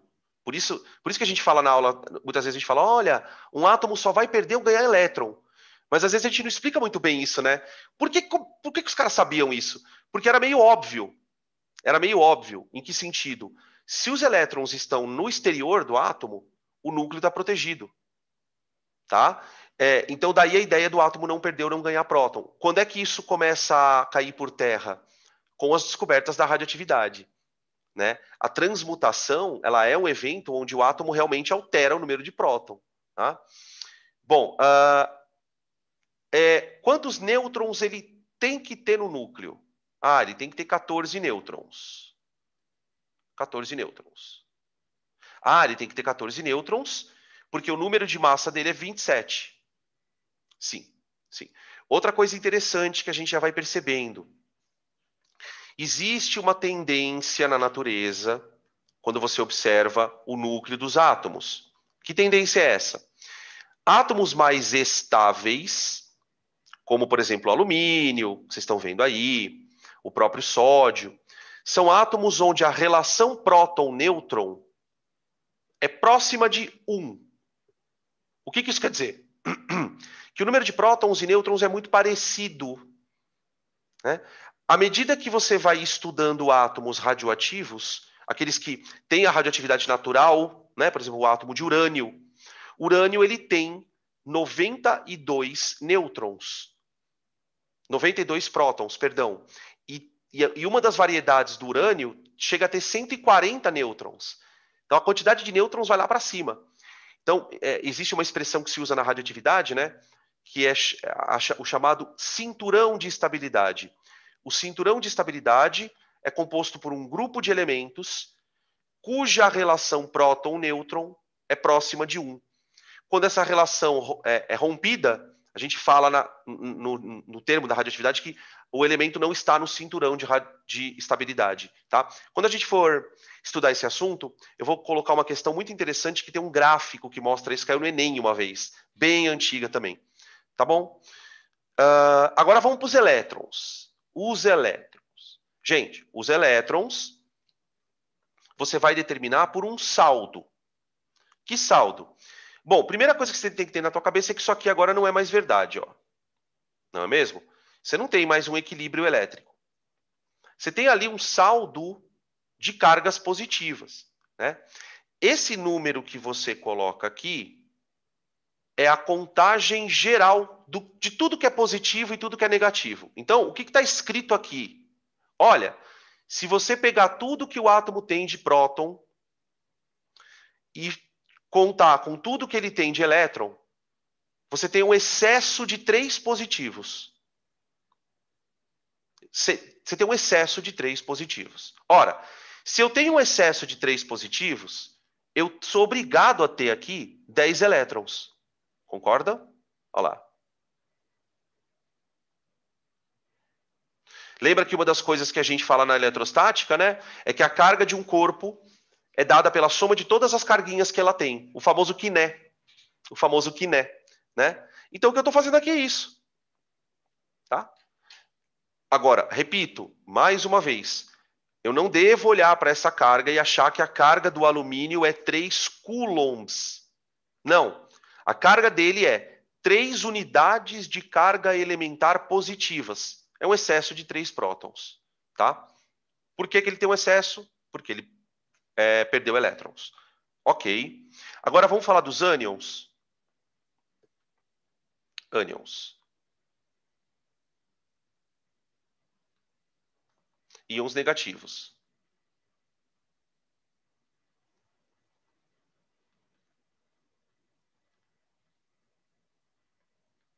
Gerados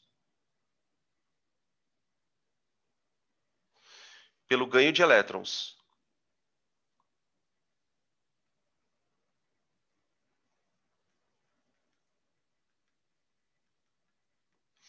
Né? Eu vou lendo essas frases e já vou pensando em oxirredução, né? A gente já começa a lembrar da ideia de que alguns elementos têm mais tendência a oxidar, outros elementos têm mais tendência a reduzir, tá? Ver como isso é importante, né? Deixa eu ver aqui. A mesma coisa, né? O fato dele ter perdido elétrons dá para ele um excesso de próton. É claro que a única coisa que você não pode falar, né? Ele tem um excesso de próton porque ganhou o próton. Aí já não, tá? Mas de boa em relação a isso, tá? Ânions, vamos lá. Aí então, porque veja que o problema de um elemento ganhar próton é que ele iria, na verdade, transmutar, né? O alumínio ganhando um próton, ele vira silício? Acho que é silício, que está do lado do alumínio. Entende? Aí ele já muda o elemento, já muda toda a característica dele. É isso mesmo. Para os ânions, vamos colocar um ânion famous aqui. Vamos colocar o oxigênio? O óxido, né? O ânion óxido. O16, O2-. Tá aqui, ó. É o ânion óxido. Tá? Primeira coisa que eu vou determinar nele é o número de prótons. O número de prótons. Então, 8 prótons é o número atômico dele. Tá? Esse oxigênio é bem estável. O isótopo 16 do oxigênio é o estável. Né? Ele tem 8 nêutrons.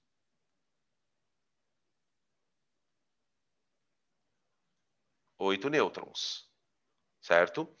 Aí a soma dá 16, que é o número de massa. Agora vem os elétrons. Veja, o carga menos indica que há um desequilíbrio. Tem um excesso de cargas negativas. Um excesso de 2 cargas negativas. Como esse processo de tornar um elemento carregado, né? Como a gente veio discutindo aqui, a Isa pontuou, é um elemento de perde e ganha de elétrons, eu sou obrigado a concluir que ele teve que ganhar elétron para chegar nessa carga negativa, né? É aquela história que a gente brinca em aula, que elétron é dívida, quando você ganha fica negativo, né? Quanto mais cargas negativas você tem, mais negativo é o corpo. Então ele vai ter aqui 10 elétrons.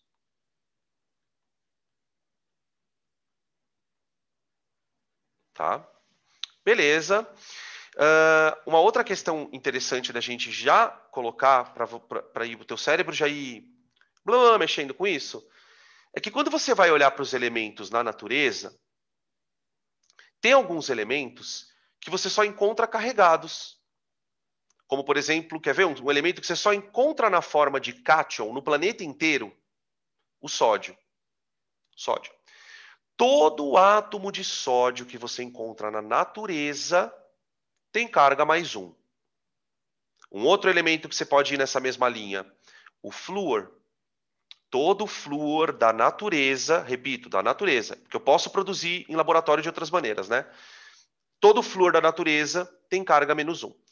Essa percepção ela foi importante para os químicos, para o desenvolvimento da teoria do octeto, né? Por que eu só encontro um elemento na natureza com carga?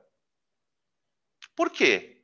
Por que outros eu até encontro variando? Então, percebe-se que existe uma certa tendência dos elementos a manterem sua eletrosfera de uma certa forma. Né? O próprio alumínio que vocês estão visualizando aí na tela, em amarelinho, ele só é encontrado na natureza dessa forma, Al+3. Inclusive, um dos assuntos mais importantes para vestibular envolve o processo de eletrólise do alumínio, da bauxita. Justamente por quê? Porque eu não consigo ter alumínio metálico na natureza. O alumínio ele só é encontrado desse jeito aí. Então, quer dizer, isso sugere uma certa tendência dos átomos, né? Que é o que a gente sabe, a tendência de ficar parecido com gás nobre. Beleza? Posso continuar, gente? Ô, Jade, querida, você quer perguntar alguma coisa? Deixa eu ver.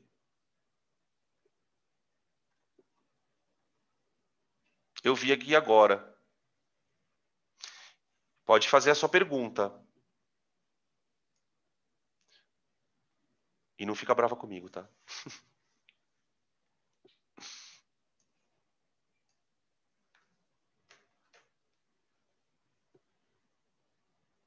Ah, eu acho que era, então. Tá. Foi aquela hora que você abriu aqui, né? Beleza. Ok. Não, tranquilo. Peraí. Vou passar aqui o slide, tá? Aqui bem rápido, tá? Bem rápido. Bem rápido.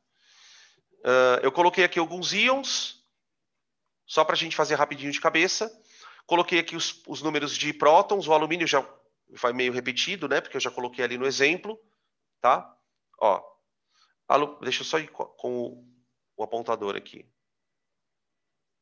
Então aqui, ó. Eu vou primeiro determinar o número de elétrons, que é a parte mais chata, né? Então, para o alumínio, com carga mais 3, 10 elétrons, certo? Aqui, ó. Tá? Para o bromo, ó, o bromo aqui tem número atômico 35, certo? Então, número de elétrons 36, porque eu tenho uma carga menos 1 aqui. Tem um excesso de um elétron. Então, excesso de um elétron, carga número de elétrons 36. Olha aqui, ó. Excesso de próton. Aquilo que a Isa tinha falado para mim. Ah, Dan, pode falar excesso de próton? Desde que você lembre que é porque ele perdeu elétron. Então, se ele perdeu elétron, 36 elétrons, ó. Tá? Selênio. Carga 2 menos. Selênio. 2 elétrons. Da mesma família do oxigênio, né? Os 7 porquinhos. Ele tem número atômico 34, número de prótons, número de elétrons 36. Tá? Cátion bivalente do níquel, número atômico 28 e carga 2 mais. Cátion bivalente. Então aqui eu tenho quantos? 26 elétrons, tá bom? O número de nêutrons é mais chato de contar, né? Qual é a dica? Só para a gente lembrar. O pessoal costuma nas apostilas se referir ao número de massa usando aquela letrinha A maiúscula, né? P mais N. Certo? Essas formulinhas, né? Tipo, a coisa de... Eu acho assim, a fórmula ela é super importante na física, na química, mas às vezes transformar tudo em fórmula, até uma frase, né? Fica até meio estranho. Mas ela é boa, essa formulinha, por quê? Porque ela traz pra gente uma dica. Quando você quiser achar o número de nêutrons do elemento, rapidamente, o que você faz? Você pega a massa e subtrai com os prótons, né? Olha lá. Beleza? Então, ó, pega a massa, subtrai com os prótons e encontramos o número de nêutrons, tá? 14 aqui, tá? Pega a massa, subtrai dos prótons, dá o número de nêutrons, olha lá, 46 mais 35 dá os 81. Tudo bem? Beleza. Aqui a mesma coisa. 37 mais 48, 85. 46 aqui, tá? Para dar os 80 com os 34. E o 28 com 22, né? Com 30, aliás, para dar os 38, para dar os 58, tá? 28 mais 30, 58. Tranquilo? Aquele tipo de coisa que a gente tem que falar, né? Tem que falar para deixar registrado, né? A gente, vocês sabem muito bem, nós temos 2 momentos de preocupação quando você trabalha com essas situações, né? Tem horas que a gente se preocupa com os elétrons, que é na hora de fazer uma configuração eletrônica, prever uma camada de valência, né? Fazer uma estrutura de Lewis. E quando a gente vai estudar radioatividade, a gente fica muito preocupado com os números de prótons e nêutrons, né? A gente vai balancear equações nucleares a partir das partículas nucleares, dos prótons e dos nêutrons, tá bom? Beleza? Posso seguir?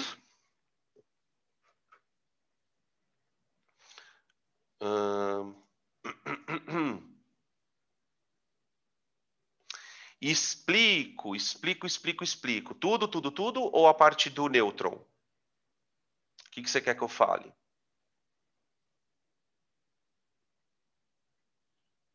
Tá, do nêutron. Ó, eu quero que você me acompanhe primeiro aqui, ó. Essa letra A é a letra que a gente usa para o número de massa, tá? O número de massa, olhando aqui na nossa tabela, ele é esse número que está aqui. Beleza, aqui número de massa. A gente sabe que o número de massa é o próton mais nêutron. Tá? Então eu transformei essa coisa numa formulinha. Falei, ó, o número de massa é igual a próton mais o nêutron. Aí o que eu percebi? Eu percebi que se eu isolar o N dessa conta, eu tenho essa parte aqui. Então, o número de nêutrons é a massa, ou melhor, né, o número de massa menos os prótons. Então, o que eu falei? Olha, qual que é a dica? Quando você precisar descobrir o número de nêutron, o que você faz? Pega o número de massa,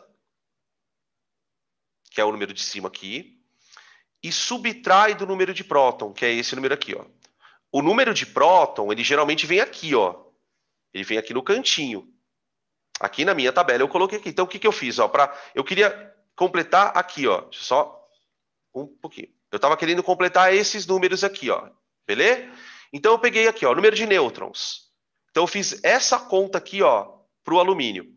Peguei a massa dele, que é 27. Tudo bem? Menos o próton, que é 13. 14.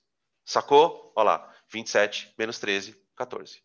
Aqui, 81 menos 35. 81 menos 35. 46. Tá? E assim para os outros também. Ficou claro agora? Qualquer coisa me chama de novo aqui, tá? Certo?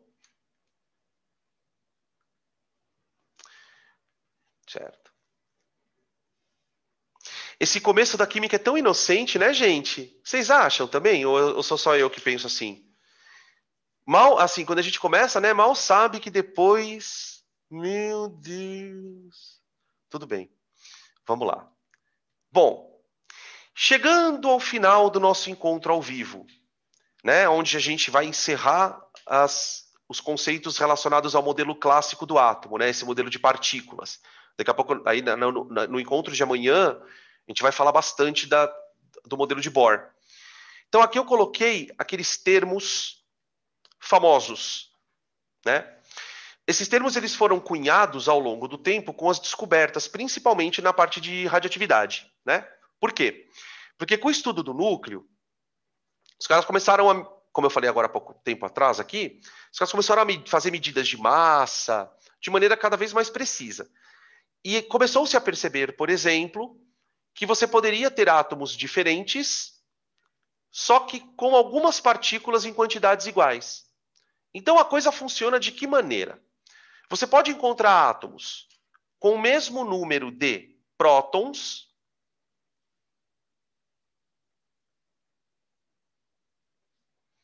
você pode encontrar átomos com o mesmo número de nêutrons. Você pode encontrar átomos com o mesmo número de próton mais nêutron. E você pode encontrar átomos com o mesmo número de elétrons. São as definições. Acabou. Tá? O que eu destacaria nessa definição, né? Nessas definições? O conceito de isótopo é o conceito mais conhecido, mais falado. Por quê? Porque a partir do momento que dois átomos têm o mesmo número de prótons, eles passam a ser considerados átomos do mesmo elemento. É a história do carbono, né? Tem os casos famosos aqui, ó. O caso do hidrogênio, que pode aparecer acho que são conhecidos, né? 3 isótopos do hidrogênio. Ó. Aqui. Tá? Esses ficaram tão famosos que ganharam nomes. Né? Esse aqui é o prótio.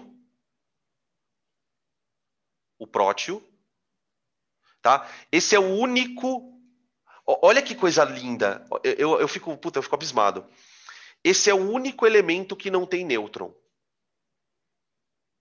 É o único átomo de hidrogênio que não tem. Até porque o outro hidrogênio, o hidrogênio do meio aqui, que é o chamado deutério, esse tem nêutron.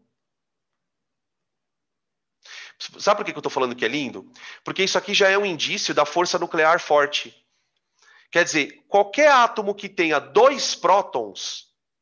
Então, por exemplo, você pega o caso do hélio, né? O hélio tem 2 prótons. Para manter aqueles 2 prótons no núcleo, a natureza colocou quantos nêutrons junto? Mais 2 também no hélio.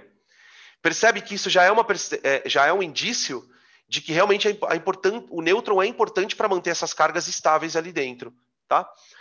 Esse aqui é o radioativo. O trítio. O trítio. Tá? Então a gente fala o isótopo 2 do hidrogênio. O isótopo 3 do hidrogênio. Tá? A gente pode citar aqui também o caso do carbono. O carbono eu vou colocar aqui na vertical. Ó. Carbono 12. Carbono 13. E carbono 14. São os isotópicos do carbono. Tá? Você tem isótopo artificial, que você pode criar no laboratório por bombardeamento. Tá? Então, assim, o que fica claro aqui, né? O que tem que ficar claro nessa definição? A massa de nada interfere na propriedade química do elemento. O negócio é próton e elétron.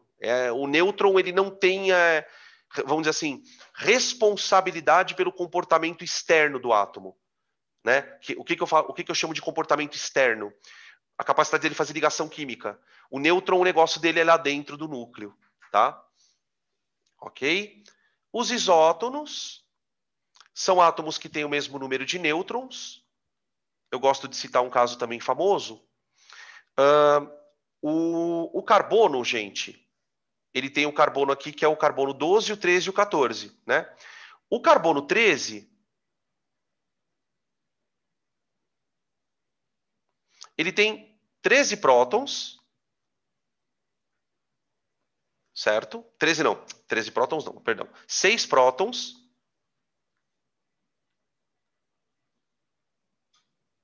Ele tem 7 nêutrons, porque daí dá o número de massa 13, né? E ele tem os 13 elétrons. Os 6 elétrons. Eu tô com 13 na cabeça, gente, pelo amor de Deus. 6 elétrons, perdão. Tá. Agora eu vou pegar um elemento que não tem nada a ver com carbono.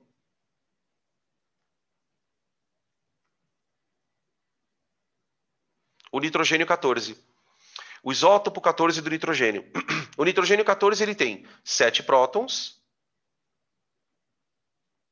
7 nêutrons e 7 elétrons. Tá? O comportamento químico do carbono é completamente diferente do comportamento químico do nitrogênio. Número de ligações, né? Tanto é que a gente estuda na biologia o ciclo do carbono e o ciclo do nitrogênio. E as substâncias envolvidas ali são outras, né? Eles têm em comum o número de nêutrons, tá? Isóbaros. Número de massa, né? Quando eu falo que o mesmo número de massa, que existe o mesmo número de massa entre 2 elementos, eu não estou dizendo que eles têm o mesmo número de prótons. E também não estou dizendo que eles têm o mesmo número de nêutrons. Eles têm, sim, a mesma soma, né? Aqui a gente pode ficar também no exemplo do carbono radioativo 14 e continuar com o nitrogênio aqui. Ó.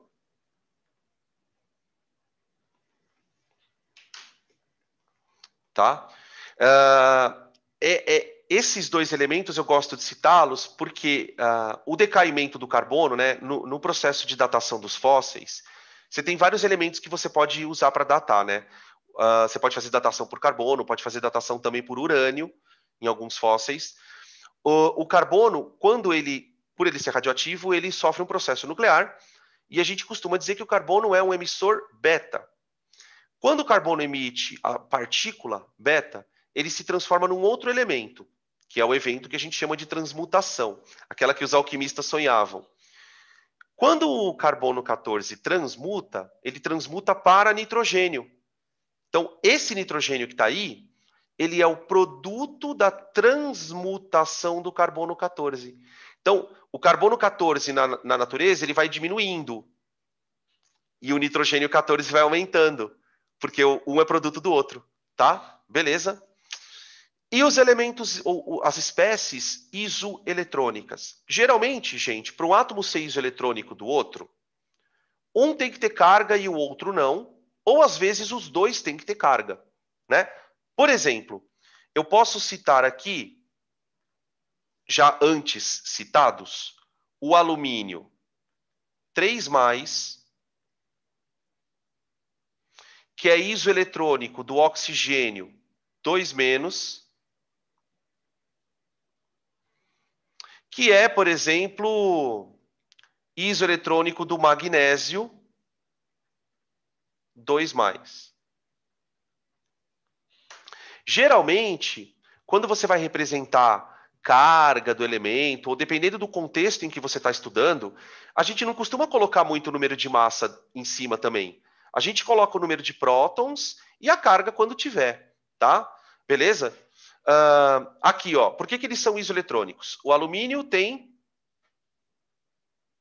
10 elétrons, né? Com a carga mais 3, como a gente viu. O oxigênio também tem 10 elétrons.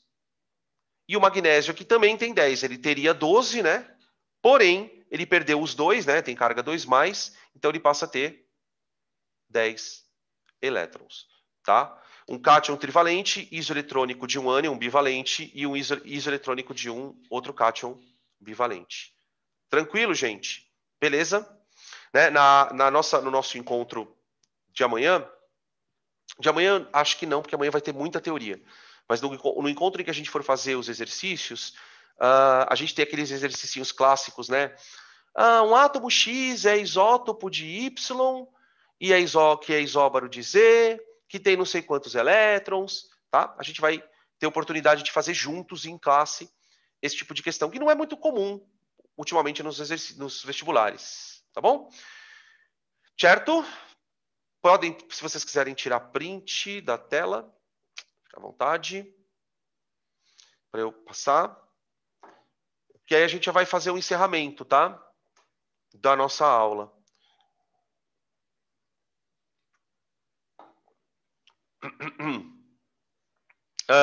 A gente falou do modelo de Rutherford, né? Que o quanto ele é importante, o quanto ele foi usado para poder descrever uma série de questões aqui, como a gente acabou de fazer agora nos últimos slides, né? Toda a explicação de carga em átomos, o processo de perda de ganho de elétrons. Só que o problema é que a física trazia algumas questões que o modelo de Rutherford não conseguia responder. Né? E essas questões, na verdade, elas vinham daquela observação que eu fiz para vocês no começo da aula. Né? Durante o modelo de... se a gente pegar o contexto histórico, né, o momento histórico do modelo de Rutherford, como eu disse para vocês, a física já tinha algumas teorias bem estabelecidas sobre luz e eletricidade. E uma das teorias era a teoria eletromagnética, que falava que a luz, por exemplo, é uma perturbação de campos elétrico e magnético ao longo do tempo, no espaço. A gente vai discutindo isso ao longo do curso, tá? Mas o eletromagnetismo, na época, tinha uma série de questões. E uma das questões era a seguinte: tenta imaginar o núcleo do átomo como sendo uma região positiva. O núcleo.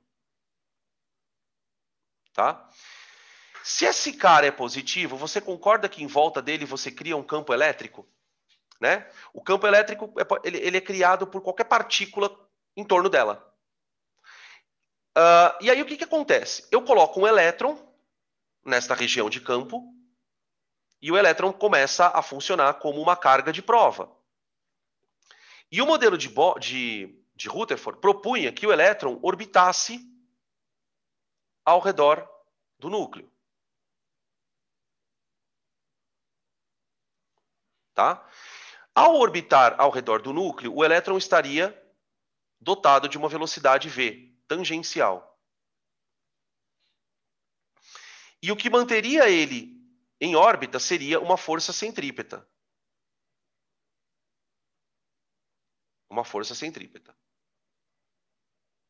Tá? De tal maneira que essa força centrípeta ela atuaria como se fosse uma espécie de força gravitacional. Tá? Só que tem um problema. Quando você vai fazer o cálculo, tá? E aí qual é a história, né? A condição de órbita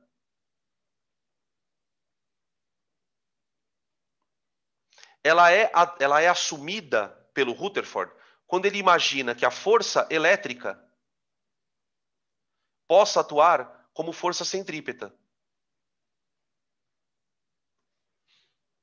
Tá? E aí ele começa a desenvolver o modelo. Ele fala assim, bom, peraí. K, Qzão, Qzinho, sobre D quadrado. Né? O que seriam Qzão e Qzinho? Seriam as cargas do próton e do elétron. E D seria o raio da órbita. Tá? Isso deveria ser igual a mv quadrado sobre r. Que seria a distância da órbita. Como a gente não está na aula de física e não é o momento, eu não vou desenrolar essa fórmula, mas vocês devem imaginar o seguinte: se eu isolar o V, eu vou chegar numa velocidade orbital.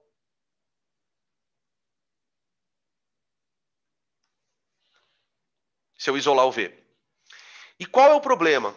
Conforme os cálculos iam sendo feitos, constatou-se que essa velocidade orbital, pelas contas, ela era maior que 3 vezes 10 à oitava metros por segundo. Qual é o problema de uma velocidade orbital ser maior que 3 vezes 10 à oitava metros por segundo? Alguém pode dizer para mim, por favor?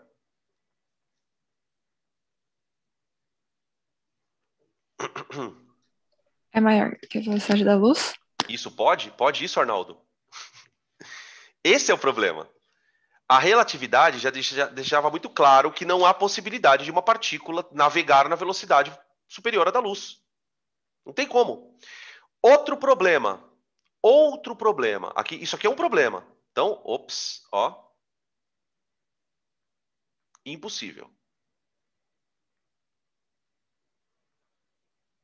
Não é que, assim, o que significa isso, né? O modelo dele não está legal. O modelo dele está com alguma falha. Talvez a órbita do elétron não seja assim. Né? Outro problema. Essa partícula só está descrevendo um movimento circular porque ela está submetida a uma aceleração. Qual é a função da aceleração, gente? É variar velocidade. Só que acelerações, elas podem não variar o módulo da velocidade, ela pode variar a direção e o sentido, que é a função da aceleração centrípeta.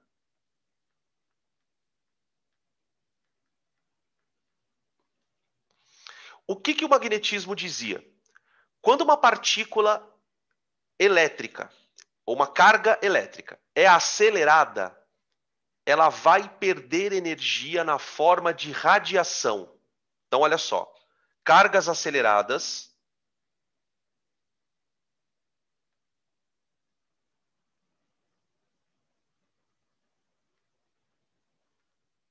emitem energia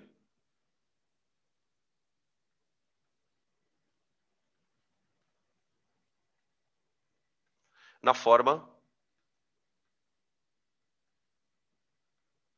de radiação eletromagnética. Depois vou contar uma história muito legal sobre isso. Deixa eu só terminar aqui.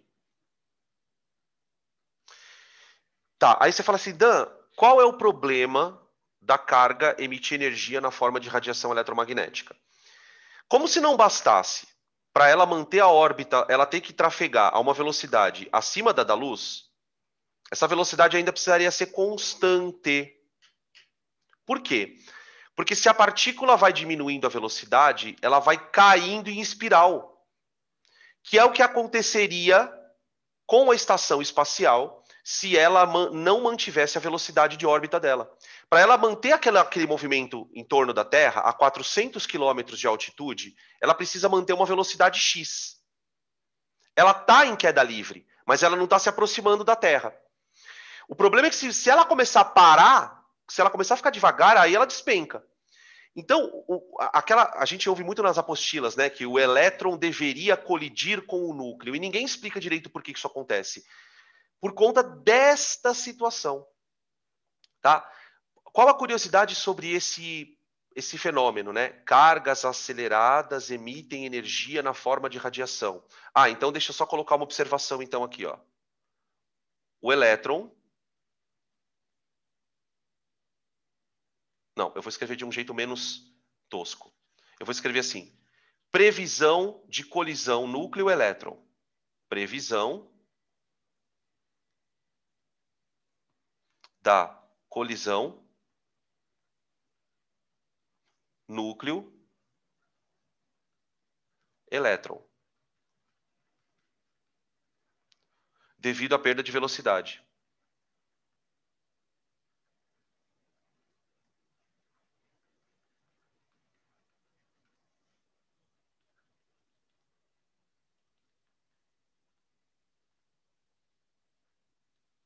Tudo bem?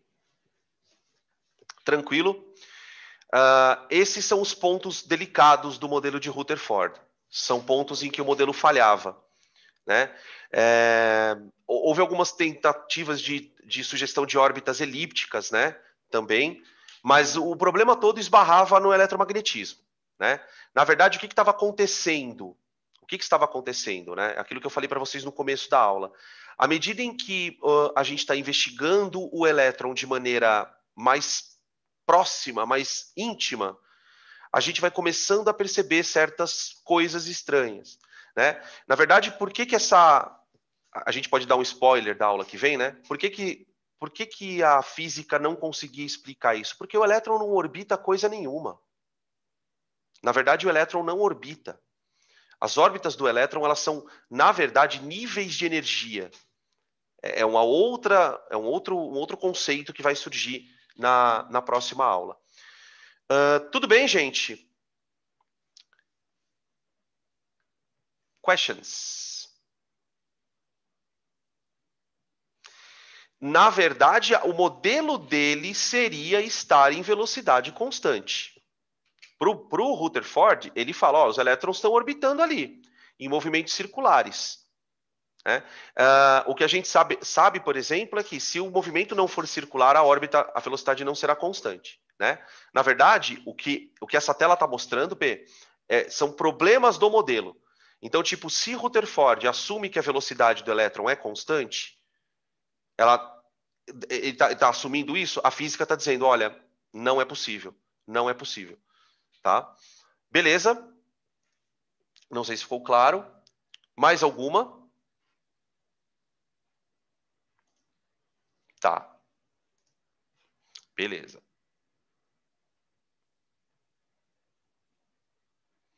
Então tá bom. Beleza. Peraí, deixa eu parar a gravação aqui para eu me despedir de vocês. Só dar uns recadinhos no final da aula aqui, tá? Eu vou estopar a gravação.